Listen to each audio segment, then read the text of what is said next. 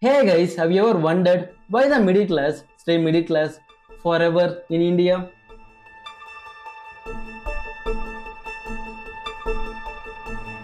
On one hand, when we look at our news channels headlines, they scream India is going to become a superpower. On the other hand, when we look at our salary growth and income growth, it barely beats inflation.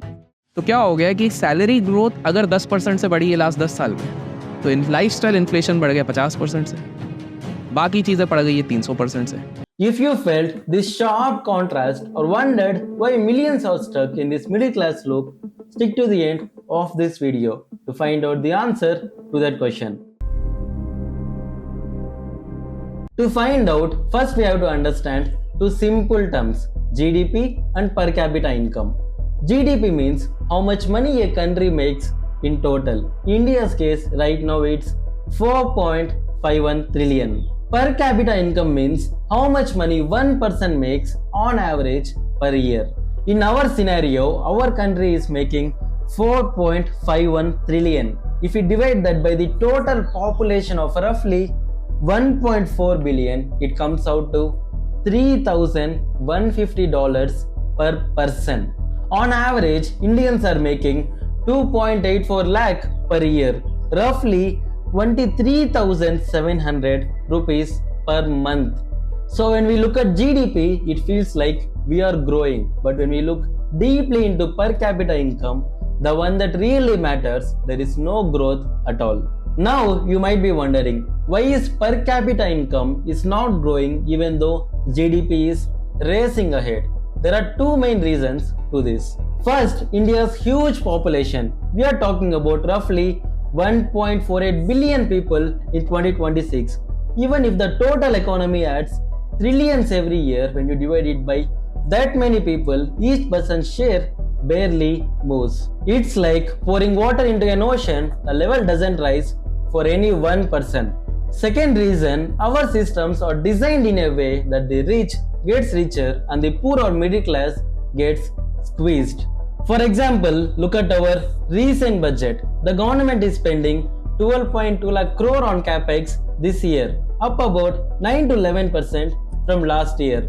That money goes to roads, railways, defense and infrastructure. Our government thinks the money flows like this, from government pockets to private companies, from private companies to better jobs and better pay for middle class. But in reality, most of that capex goes to big companies through contracts. Giants like L&T, Adani, RVNL, IRB and Ashoka Buildcon win major highway deals, railway corridors and defense work. Due to these contracts, their revenue and profits are growing multifold. Share prices of these companies have gone up multifold because capex fuels their growth.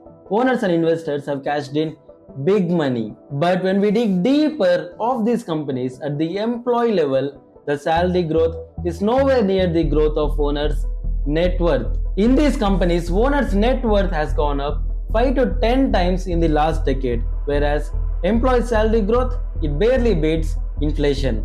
Due to this disparity, companies and owners are booming while employees are getting stuck.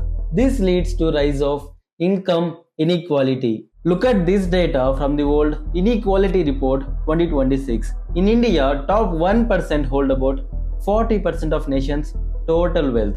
Top 10% hold about 65% and the bottom 50% hold about only 6.4%. If that feels unfair, here is the trend.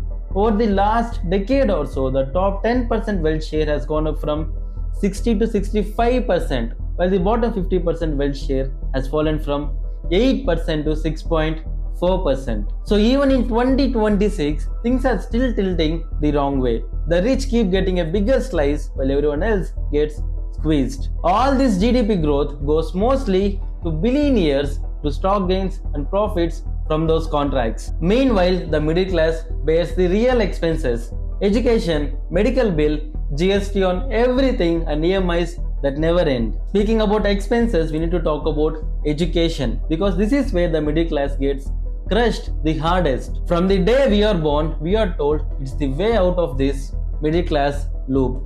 Study hard, get a good degree, get a job and break free. But in these days, numbers just don't add up. In 2026, the cost of education is insane. A decent private school from class 1 to 12 will cost around 15 to 20 lakh in urban areas, not thousands, millions. Many families say 40 to 50% of their income goes towards education expenses. While our salaries are growing up 5 to 7% per year, school fees is growing up 10 to 20% per annum, way higher than regular inflation. Then comes higher education. A private engineering college will cost 10 to 20 lakhs in total. An MBA from a good private institute will cost 20 to 35 lakhs easily. Most middle class families take big education loans hoping that education will pay off later. But here is the worst part, the return on that investment. You spend more than 20 years of your life sacrificing time, health, money, and many more. Despite all that sacrifices, the starting salary in India is just 4 to 8 lakhs per annum, even less in many cases. Even after graduating from top private colleges, the packages start at 6 to 12 lakhs per annum after spending millions of rupees just to get a degree. For millions, jobs doesn't match their degree, underemployment is a common theme, and salary hikes lags behind inflation. We borrow money, we stress about it, we pay through the nose thinking education will lift us. But too often it just adds another dead chain. The ladder we were promised is broken. That's why this middle class loop feels endless. Growth skips us, inequality widens, and our biggest hope, education, doesn't pay the way it should.